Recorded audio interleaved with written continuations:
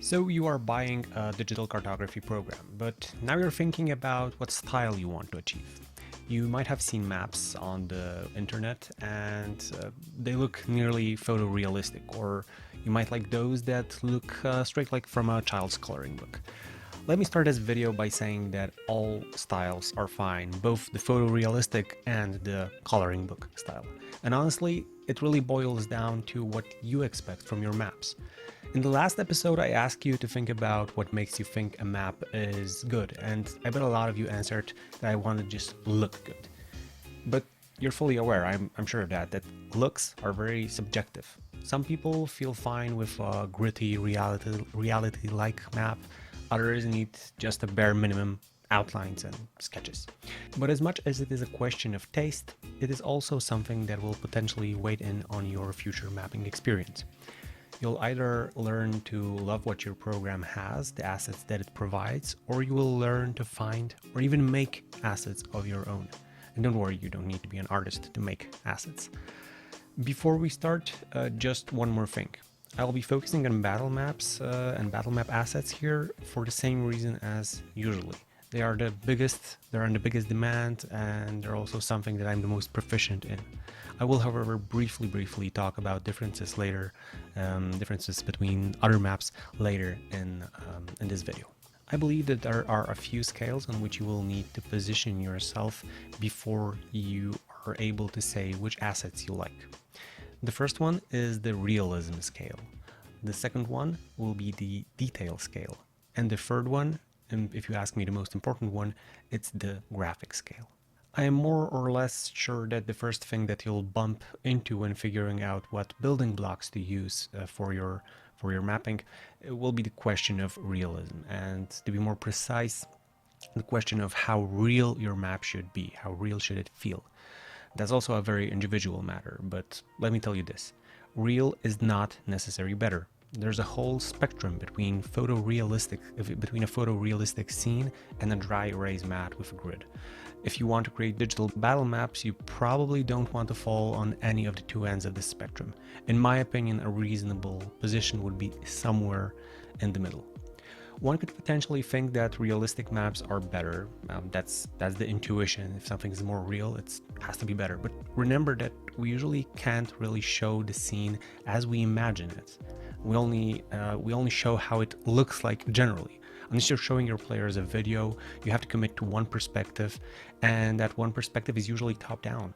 So the fancy note that you left under the table in your plot, it doesn't exist on that map because it's top down. The nearly invisible stone door camouflaged to look like part of the wall, invisible for your players. There's a lot of stuff that you will need to leave out because of the perspective you are committed to. Another thing, battle maps are there to be pretty and convey information at the same time. If your players can't see something on the battle map, don't expect them to know it's there.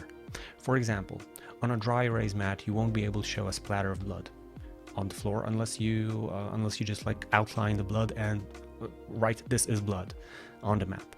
On the other hand, if your blood is hyper realistic, it will be dark brown and it might look like a stain on the floor. And again, your players won't have any idea that that's blood, or that there's anything over there actually. Without your intervention, they won't understand what it is.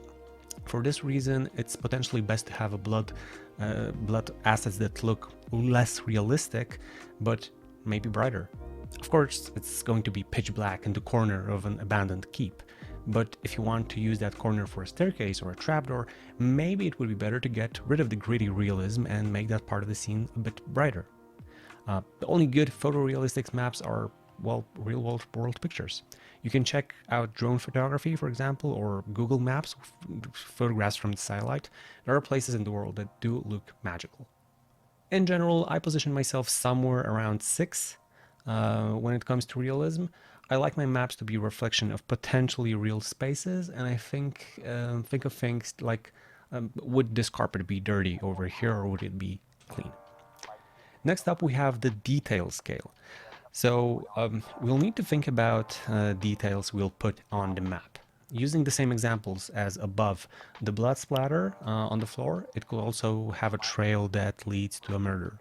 We could either convey the message by drawing a line from on our dry erase mat, or we could use an asset of small droplets of blood in our more realistic version of a map.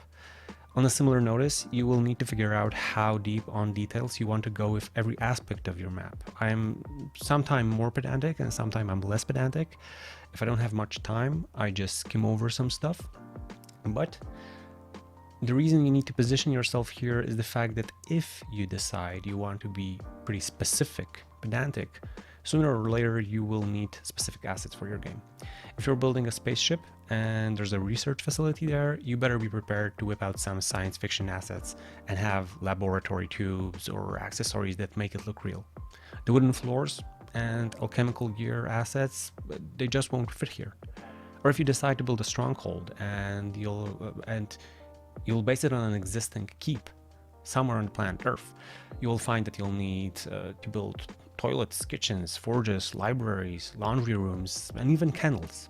And if you're building libraries, you'll probably want to add some standalone books. Maybe some books are scattered, and maybe you need flying pieces of paper here and there, and irregular covers, because you don't want the books to look all the same. You catch my drift, right? The deeper you go, the more you need. There are collections of assets that are vast and will contain what you need most of the times. But to use them, you will have to be sure your program allows to import them and import them in the way you want, however you want, and without needing to click every single image that you want to import. For that reason, some programs are less suitable for people that are, well, perfectionists. I am not one of them, but I still give myself a solid 7 when it comes to perfection scale.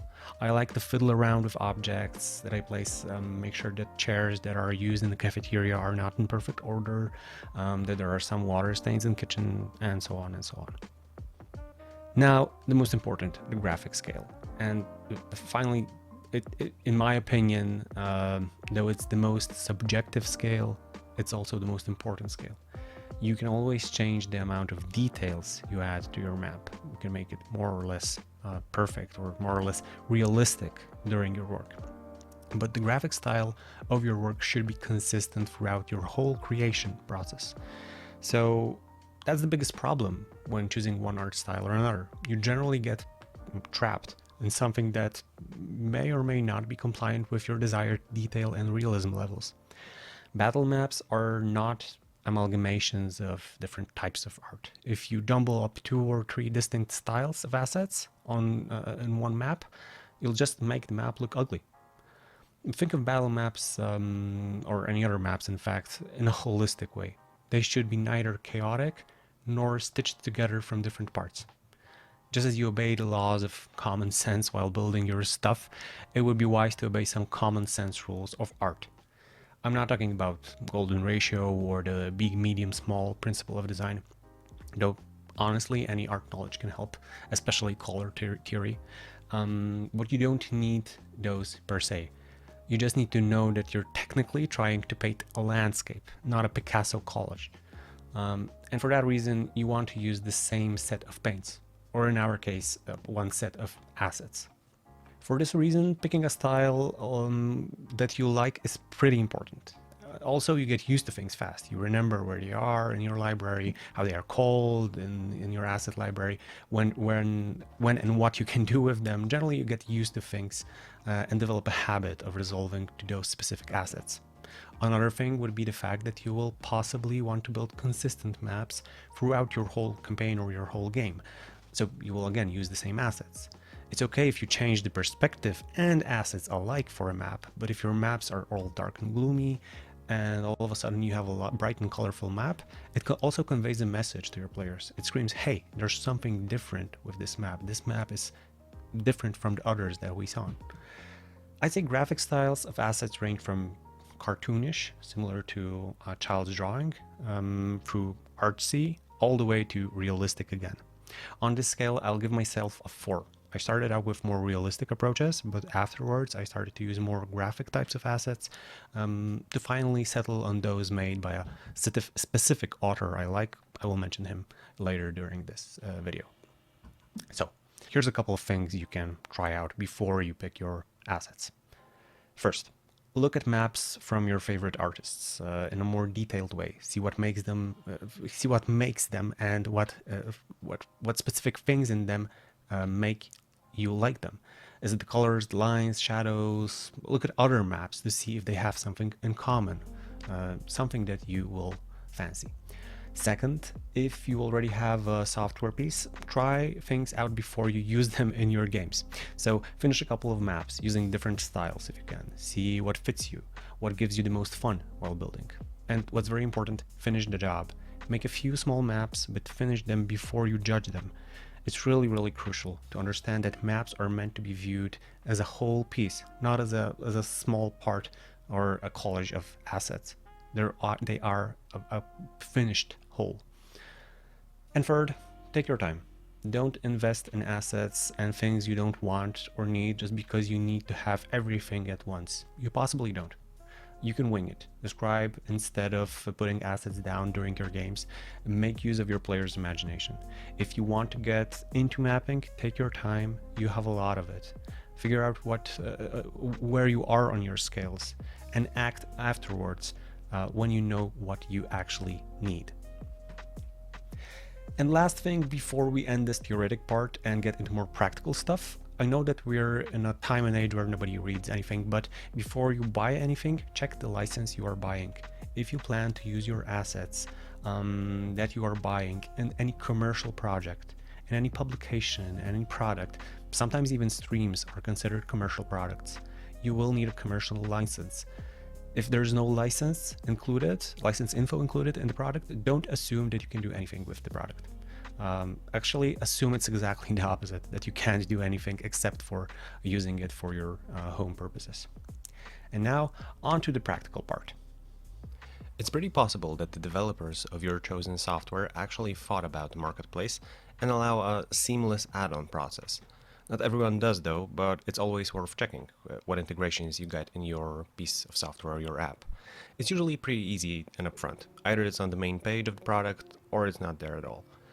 But just don't accept that it's a default option though, because developers usually don't get anything from this additional marketplace or just take a small cut while having to maintain the whole infrastructure. So that's not a default. But here's a few examples for you to check. Dungeon Draft, being the most popular piece of software, does not have any marketplace. Although, as you will see later during this video, this lack of marketplace is in fact softened by something different than that Dungeon Draft has. For many, that softener is enough, so it's no small deal. But you will see that a little bit later during this video. Campaign Cartographer, on the other hand, has either the software add-ons, so things like City Designer or Dungeon Designer, but on the other hand, you can find many different things in the so-called annuals, which sadly aren't too cheap. An annual gives you access to 12 different sets of things that expand your Campaign Cartographer experience. You can find those on the main page of the product. Arkenforge has a tab called Marketplace, where you can either buy expansion packs from the developers, or you can find other artists creating assets that will appear in purchased content menu when you start up the program. In my opinion, that's the most convenient way to add stuff, as it's basically foolproof and it doesn't make you do anything really. It's just there without your intervention and it's just added to your account. Another great example would be Mapforge. You can see here that you have a lot of content creators that allow you to buy their creations and assets to add them to the Mapforge software. Take care though, because as in Arkenforge, also here the assets you buy can be used exclusively in the program you bought them in. This is because you get a special pack that is readable only by the program you bought it in, so you don't get a pack of PNGs or other image files for use in other places. Depending on the software type, your marketplace may be in a different place, but it's worth knowing beforehand. If your software doesn't support a marketplace, you can try out one of the few public marketplaces that either specialize in or has a special place for selling assets, either for specific apps or in general. Cartography-assets.com is a strange case because they look like they are technically abandoned, at least when you look at the main page. But there's still a lot of different types of assets there. Some, maybe even most, are concentrated on continent maps, but there's still a lot of different things worth finding here. Drive-through RPG is one of the 2 pages that is dedicated to TTRPG content. If you simply search for assets in the search engine, you'll get countless pages of content, though you will need to sift through it before you find what you need. Luckily, there's also ways to filter results here, and you will find that it technically has everything you need. If you don't find it here, try the sister webpage, DM's Guild, and use the same approach. So search for assets and see which of them fits you enough to buy them. Personally, because I'm pretty convenient, I use these 2 sites seldom because it's quite a hassle to notice anything new appearing on the market without searching the whole database again. But it might be worth for the hidden diamonds or hidden gems that lie somewhere beneath the dozens and dozens of pages. Roll20 Marketplace. While it's not a VTT that I use due to its general clunkiness, it's still the most popular app for people that play in digital, and as such it has one of the bigger marketplaces for stuff TTRPG connected, including mapping assets. If you navigate to the page and go to the marketplace, you'll find dozens of pages with potentially useful stuff. Thing is, you won't be able to see if the items are downloadable or in-game use only if you don't know a neat trick. The neat trick is simply the search engine. Filters don't give you an option outright, but if you type in downloadable in the search input field, you'll get an auto suggestion that lets you choose only those that are in fact possible to download, and that's a win. You can also check one of the few massive repositories that, though be aware that the licenses here are kinda shady, and make sure that you're okay with what you buy or download. The easiest one, or the most popular one, would be Forgotten Adventures, and their enormous library of 55,631 assets, tiles, and textures. You can browse their live gallery and see how they look like. You can also select individual packs and check them out one by one. Here's the thing to remember though, Forgotten Adventures assets are a trap of sorts. They are such a complete repository that it's virtually impossible to beat them. That translates into you'll get sucked into their style forever. And to use the assets in any commercial product, you'll need a special license where you fill out a form and are restricted to a certain amount of creations. The fees aren't much, but for small players like me, it's still too much, as it boils down to something around at least $5 for a single creation on my end. There's also 2 big repositories that float around the internet for some time. One is CSUAC, or Cecil Solomon's User Art Collection, a set of artwork generated by users on game forums over 15 years ago. One of the users dedicated to codify and order the assets, while also taking it on themselves to make the collections accessible commercially. It's a relatively small collection that nonetheless is impressive and very useful. The repository can be found on, for example, the MapForge webpage. And there's also Matt's massive map menagerie, which is relatively shady. On one hand, the repository has been around for around 5 years and nobody laid any claim to it, so no one pointed out that there's any breaches of any laws or copyrights. And on the other hand, there's no README file in the repository and no licenses agreements. By looking at the artwork inside the packs, I actually think that there's a huge similarity between the previous Cecil Solomon's pack and this one, and this would probably mean that both packs are basically built on the old and inactive forum called Dungini, which is entirely possible. But that makes it even more shady when it comes to licenses, because back in those days people didn't simply care much about their copyrights, which is not the same as they gave them away. Most of the bigger players when it comes to creating assets are now in the self-sustained field, and you can access their creations through either their personal pages or mostly on their Patreon pages. There are way too many of them to show them all. I don't even think that would be possible. Simply put, if you can find a creator you like, you find their Patreon, their page, or their DM's Guild product. You check what they have to offer, obviously checking the licenses beforehand, and you opt in or not. Patreon creators have a tendency to grant you access to all their previous creations for a fixed fee, so you can subscribe, pay, download, and unsubscribe if money is tight. But sticking to one artist and supporting them is both wholesome and useful, so maybe think less about hoarding items and assets and more about finding the style you like and sticking with it. If you're struggling to find content creators, check out the previous marketplaces that I suggested in this video. They all have different creators that are worth checking out. For me, such a constant artist that I always go back to is Mike Schley, a phenomenal cartographer that developed his own style that many try to imitate until today. Mike sells his items as so-called Schleyscapes on his webpage, and I receive a newsletter every time something new appears. If you're still on the lookout, Search on sites like Pinterest or Reddit for our artists, cartography, or mapping. The algorithm will lead you towards new things that you might have not known earlier. For example, it's really easy to find forgotten adventure assets. They're simply so well branded that they are everywhere, and it's really hard to miss them, even if you want it. By finding them on Pinterest, for example, you can follow the yellow brick road to new artists depending on your choice. And finally, it's entirely possible to draw your own assets. If you're not leaning into a photorealistic style, especially if you're more leaning into the graphic style, into more cartoonish style, it's entirely possible. If you look at Mike Schleid's assets or Forgotten Adventures assets, the style is not impossible to imitate or backtrack. What you need is a program in which you can draw, preferably a program that you know. Maybe it's Photoshop, Affinity, Clip Studio, or anything else. Or if you're completely green, try out something super simple that still has some basic layering functions and color scheme manipulation tools like paint.net. Depending on how dedicated you are, you can also draw stuff with a drawing tablet or simply using your mouse. The effects might be unsatisfying at first, but it's just a matter of time until you get a good hold of it. The more basic your assets will be, the easier it will be for you to create them. And keep in mind that we don't usually make assets to look at them up close, so you can give yourself some space for mistakes. And if you're digging this type of work, why not get a professional course or set of tools for it? They are seldom cheap, but arm you with things and knowledge you need to become not only a map maker, but also an asset creator of yourself. And with that all said, I guess it's time to start discussing some more actionable things you can do with your software. How to plan different types of maps, where to start, and together we'll create a list of do's and don'ts. Until then, happy mapping, heathens. Bye.